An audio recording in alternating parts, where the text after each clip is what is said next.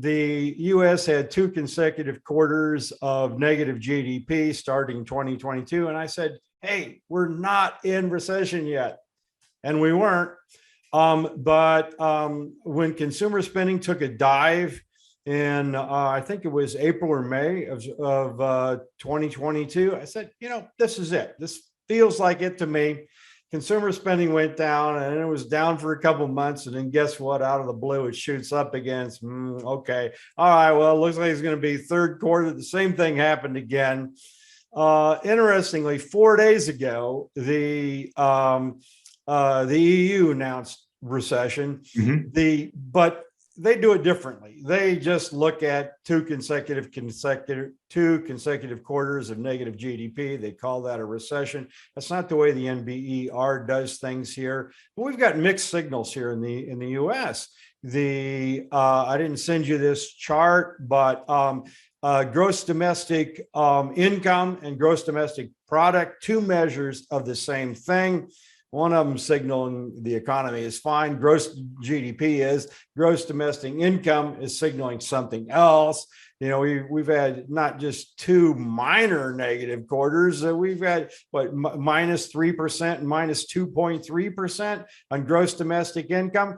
And you know what, Adam? That number rings true to me, because when I look at all the part-time jobs that are out there, the full-time employment has been stagnant. Just a whole number of measures lead me to believe that that's the real number. The NBER takes the two and averages them. But even if you average the two, you still get two negative quarters of GDP.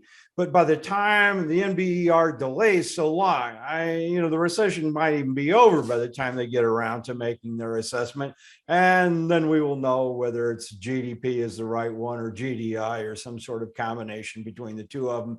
But regardless, the economy is weakening. And I'll go back to something that I wrote in August of 2022. And that is, the title of my post was something along the lines, whether you call it a recession or not, it's going to be a long period of weak economic growth. I think that's going to hit Europe even harder, and China. For all this China is restarting nonsense, guess what? China's struggling too. Germany is really struggling and will continue to struggle with deindustrialization of its automotive sector that it's been so reliant on. I expect the opposite of what happened in 2008. We had people walking away from homes. Now they're walking away from corporate real estate, hotels, and the like. So this is going to be a different kind of bust here. People weren't as leveraged in mortgages as they were in 2008. We didn't have the liar loans, the ninja loans, all that kind of stuff. But starting August, people are going to have to start paying back their student debt loans. I think that's going to take a crimp out of spending. Already we're seeing hours cut. I mean, you can look at the headline jobs numbers. Adam, they just do not ring true to me. Yeah. So I am, and if I'm online with what Rosenberg is saying, I'm happy, because he's a pretty damn good analyst, right? So I wasn't aware of that. So that's good to know. But we have seen falling hours, and people say, "Oh, it's just tech," and look at earnings, look at this, look at that. Well, guess what? In 2008, there was this meme out there. Well, China's going to decouple from the global economy. Now everyone believes the U.S. is going to decouple from the global economy. Now, Europe's clearly in recession now.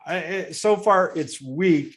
But what are they going to do about it? They don't have the policies and the procedures and the tools. And Germany's workforce is aging brutally fast here.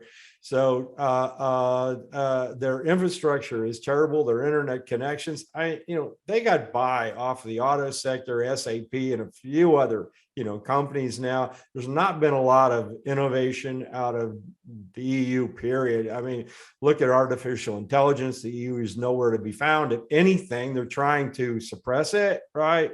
So what's the driver for growth in the EU? I don't see one. At least in the US, we can point to some things and say, okay, artificial intelligence, technology, the like. Biden's trying to catch up on with China on electric cars. The problem there is, where do we get the materials? That was what I wrote about today, Adam. So a very completely different kind of recession. But my synopsis to the COVID recession, which was it was very short, didn't even last a full quarter. It was a blink and you miss it recession to a certain extent. Yeah, it was 2 months of negative growth. But an enormous, unprecedented decline in employment and jobs, which I believe was undercounted, by the way. So now I think we're going to see the opposite of that. It's going to be much longer, much more prolonged, out of fear of stoking inflation. And look at Biden's policies. You can like them or not, but the policies are very, very inflationary. Where do we get the metals from? We have to build out infrastructure. Where do we get this stuff? Meanwhile, we're still supporting war in Ukraine. You can like that or not, but you can't deny that this is going on. I don't know. There's some pretty strong elements here of stagflation if you look at it. It's still looking good for me, but these things can change on a dime. You can easily be right. And by the way, everyone, Adam hopes that I'm right. I absolutely do. I do not want to win this bet. We're not rooting for our positions here. Well, I don't want there to be a massive rise in unemployment because I think it'll be painful.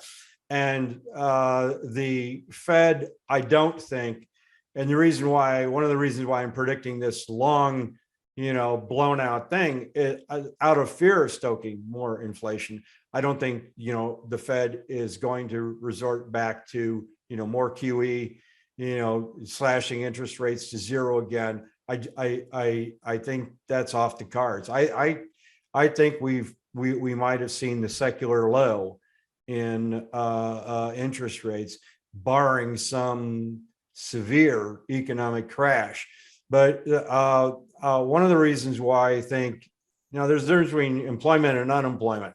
If you look at the last jobs report, and this has been going on for a year, unemployment has barely risen and jobs are up like, 4 million or something in the last year. You look at full-time employment, it's only gained maybe 1 million.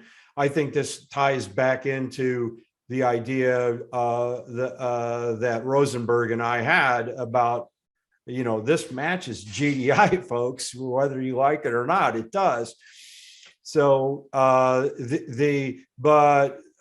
people, there's 3 classes of zombies here, and I wrote about this in a guest post on Deep Knowledge Investment, my first post over there. We've got corporate zombies that are barely alive, only because they can keep rolling over debt. Well, guess what? The cost of rolling over that debt is now monstrous, and we're seeing it in the commercial real estate side. We're seeing people walk away, or real estate investment funds walking away from hotels, walking away from apartment buildings.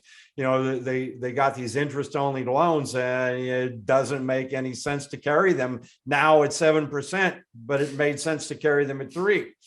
So a completely different kind of recession.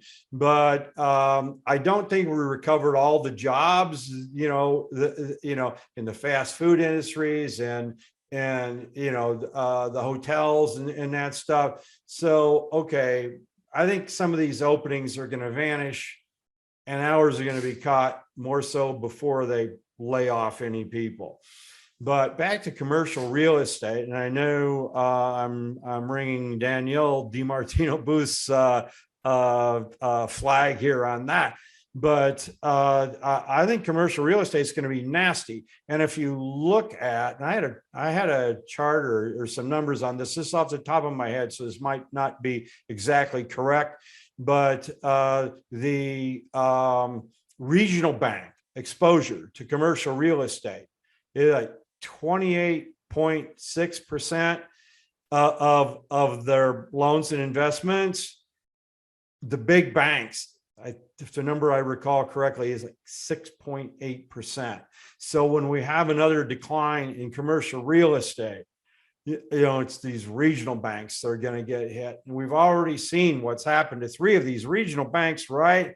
So what's the Fed going to do? Come in. They're going to come in and they'll do something. They're going to bolster this up, but they're not going to be slashing interest rates like they did before out of fear of recession. And given Biden's policies and the push towards, clean energy and the push towards unionization of Biden, you can agree with it or disagree with it, but Biden's tactics, student loan forgiveness, all of that stuff. Now that's going to go by the wayside, I believe, in the Supreme Court by mid-July. But we'll find out. And but he's got a big inflationary push, which is like, it's unusual for me to be preaching a little bit of a stagflation message, but that's kind of what I see here right now.